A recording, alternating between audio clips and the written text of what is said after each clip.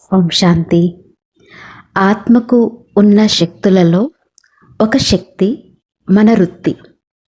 వృత్తితో వాయుమండలం తయారు చేయాలి, వృత్తితో వాయుమండలాన్ని మార్చాలి అంటూ ఉంటారు. మరి ఈ వృత్తి అంటే ఏమిటి? పదాన్ని చూసినట్లయితే వృత్తి అంటే వృత్తం. మనం ఏదైతే కర్మ పదే పదే చేస్తూ ఉంటామో అదే సంస్కారంగా మారుతుంది. అలానే ఏదైతే సంకల్పం మనం పదే పదే చేస్తూ ఉంటామో అదే వృత్తిగా మారుతుంది. దృష్టికోణం కూడా మన స్మృతి ద్వారానే నిర్మితమవుతుంది. ఎప్పుడైతే మనం బాబావారిగా అవుతామో తనువు, మనసు, ధనం ఇవైతే స్థూల విషయాలు బాబాకు అర్పించేస్తాం. కానీ సూక్ష్మమైన విషయాలు అంటే సంకల్పాలు మరియు వాటి యొక్క గొప్పతనం తెలుసుకుని వాటిని కూడా బాబాకు అర్పించాలి. మనం పాజిటివ్ సంకల్పాలు, నెగిటివ్ సంకల్పాలని చెప్తూ ఉన్నప్పటికీ సంకల్పాల వెనుక ఒక ముఖ్యమైన విషయం ఉంది. అదే భావన. మనం కూడా అంటూ ఉంటాం కదా, నా భావన ఇది అని, ఇది నా భావన కాదు అని. ఇలా రకరకాలుగా భావన అనే పదాన్ని వాడుతూ ఉంటాం.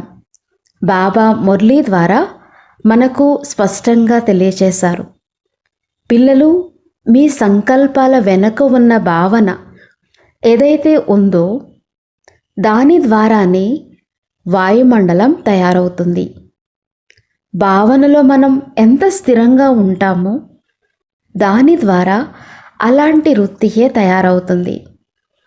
మీరు బాబాతో, బాబా పలానా వారు ఇలా, పలానా వారు అలా అని చెప్తూ ఉంటారు కదా, అంటే వారు మీకు నచ్చలేదు. మరి నచ్చని దానిని మనసులో ఎందుకు ఉంచుకుంటారు? అలా ఉంచుకోవడం వలన లోలోన మన వృత్తి యొక్క నిర్మాణం జరుగుతుంది. మనకు నచ్చని దానిని శుభ భావనతో, శుభ కామనతో సమాప్తం చేయమని బాబా చెప్తూ ఉంటారు. బాబా ఒక మురళిలో 5 రకాల భావనల గురించి ఏదైతే మన సంకల్పాలని ఉత్పన్నం చేస్తాయో దాని గురించి తెలియచేశారు. సంకల్పాలతో వృత్తి, వృత్తితో వైబ్రేషన్స్ తయారవుతాయి. మనం పరస్పరం కలిసినప్పుడు వారి నుండి చక్కటి వైబ్రేషన్స్ వస్తున్నాయి అనుకుంటాం కదా. కొన్ని స్థానాలకు వెళ్తే అక్కడ ఇంకా కొద్దిసేపు ఉందాం అని అనిపిస్తుంది. కొన్ని చోట్లకు వెళ్తే ఇక్కడి నుంచి ఎప్పుడు వెళ్ళిపోదామా అని కూడా అనిపిస్తుంది. కారణం వైబ్రేషన్స్. ఆ వైబ్రేషన్స్ మన వృత్తితోనే తయారవుతాయి. ఎలాంటి వైబ్రేషన్స్ ఉంటాయో అలాంటి వాయుమండలం తయారవుతుంది. బాబా అంటున్నారు, మీ జడ విగ్రహాలు ఉన్న గుళ్ళల్లో కూడా చక్కటి వైబ్రేషన్స్ ఉంటాయి. మీరైతే ఇప్పుడు చైతన్యంగా ఉన్నారు, మరి మీరు వాయుమండలాన్ని తయారు చేయలేరా? వాయుమండలం తయారు చేయడం మీ చేతుల్లోనే ఉంది. దీనికి ఉదాహరణ అగరుబత్తి. ఒక అగరుబత్తి అయినా చక్కటి సువాసన కలిగించగలుగుతుంది. మరి మీరు ఆత్మిక అగరబత్తీలు, స్థూలమైన జడమైన అగరబత్తి వాయుమండలాన్ని మార్చినప్పుడు మీరు చైతన్య అగరబత్తీలు ఆ పని చేయలేరా? బయట వారికి మనకి కన్ను, ముక్కు, చెవి పరంగా తేడాలేమీ లేనప్పటికీ మనం వారికి విభిన్నంగా అనిపిస్తాం. ఆ విభిన్నతయే వృత్తి. ఆ వృత్తియే మన ఆత్మిక వృత్తి అయితే అందరికీ ఆత్మీయతను అనుభవం చేయిస్తుంది. అలాంటి ఆత్మిక వృత్తిని మనం పెంపొందించుకోవాలి. మనం సువాసన రావడానికి ఈ పెర్ఫ్యూమ్స్ వాడుతూ ఉంటాం. కానీ ఆత్మనైన నా నుండి ఎలాంటి సుగంధం వస్తుందో కూడా చూసుకోవాలి. మనం దాదీలను పెద్దవారిని కలిసినప్పుడు చక్కటి అనుభూతి కలుగుతుంది. మరి నాతో కలిసినప్పుడు ఇతరులకు ఏమనిపిస్తుంది అని కూడా పరిశీలించుకోవాలి. ఎందుకంటే బాబా మనల్ని ఎన్నుకున్నాడు. మనం సాధారణమైన వారం కాదు, కోట్లలో కొద్ది మందిమి. మరి మనల్ని ఎన్నుకున్న బాబాకు నేనేమైనా ఉపయోగపడుతున్నానా?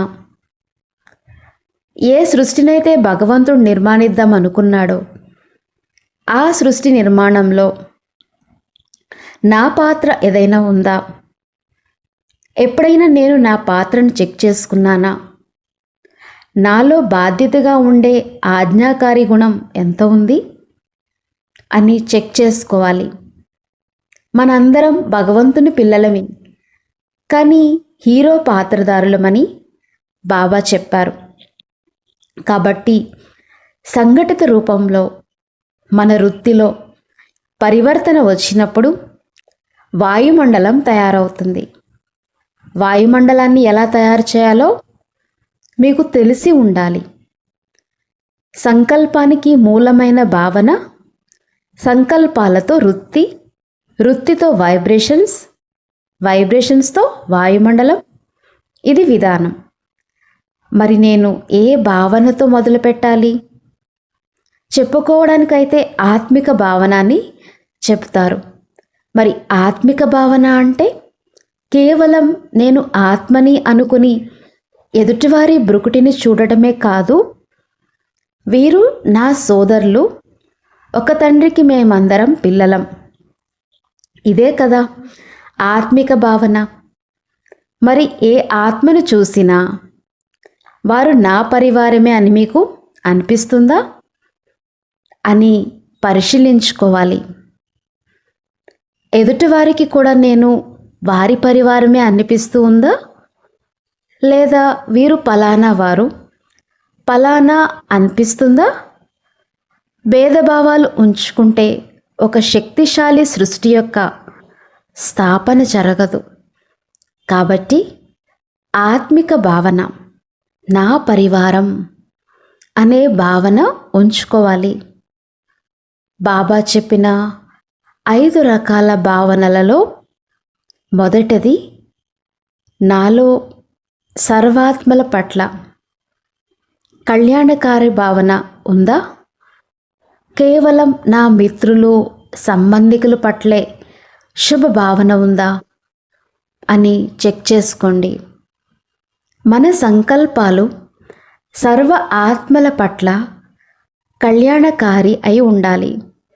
రెండవది, ఏ ఆత్మ ఎలా ఉన్నా వారికి స్నేహాన్ని, సహయోగాన్ని ఇవ్వాలి. సదా స్నేహ సహయోగ భావన. మూడవది, మన తోటివారు